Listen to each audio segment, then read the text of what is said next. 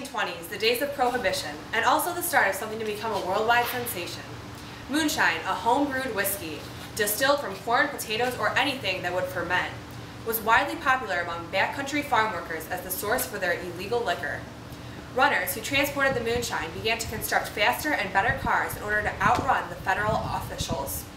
Robert Glenn Johnson Jr. portrays his story in his quote, "I felt like I knew what to do. I had done my homework on knowing how to drive a car when I was hauling moonshine. I had to deal with the revenue agents, the sheriff, the ABC officers, all kinds. To be able to outrun them and keep from getting caught, I had to be very skillful, and that's what I did.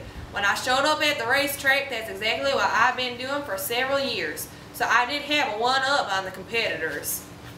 Eventually, races were held every weekend to compare these cars. When the Prohibition ended in the 1930s, races became even more popular throughout the South. Eventually, the organization of races and new rules and regulations would lead to the start of NASCAR. Born in Washington, D.C., Bill France had been fascinated with cars as a child. He would skip school and run laps in his Ford Model T at the local board track.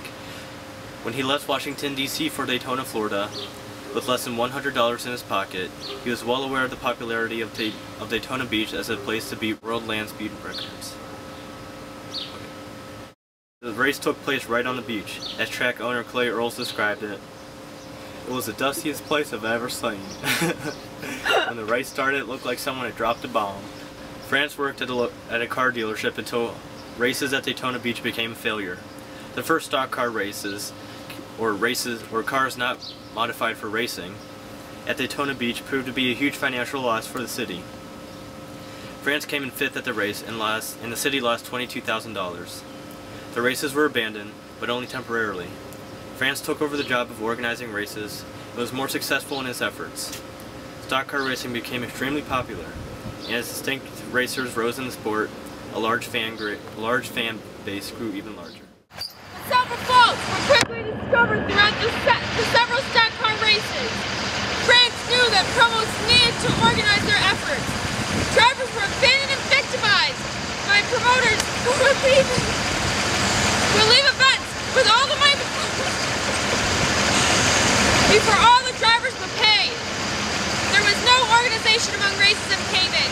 As NASCAR official Joe Epton puts it, "For NASCAR, some guys will run a race and not take in too much money, and they just put the money in a sack and take off."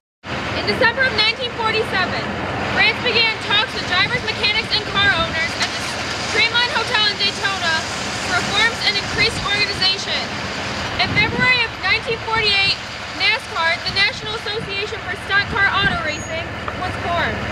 Among the reforms included uniform policies, insurance coverages, and guaranteed purses, or the collection of money that each driver received during a race. The second full decade of NASCAR was one of the full of prosperity and growth in attendance and prize money. Never and better driving legends became popular, and better cars were constructed primarily for racing. But the sport still lacked in safety.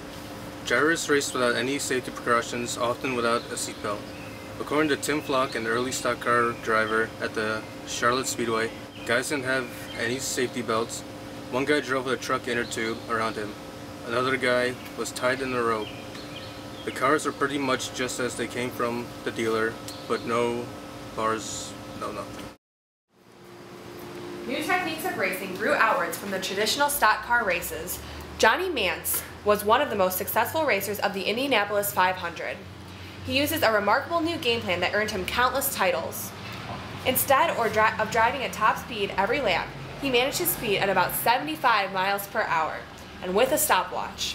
He attempted to run slower, more consistent laps.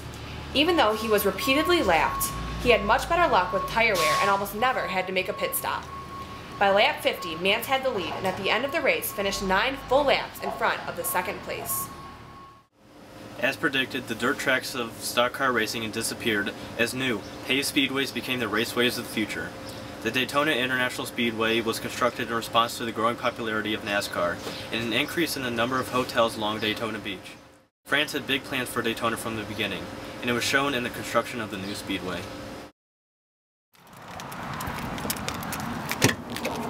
Major tracks joined the schedule as NASCAR expanded its reach and influence into new parts of the country. For the first time, a major national sponsor signed on to sponsor the organization, increasing prize money and media attention. By 1976, more than 1.4 million fans were attending races each year.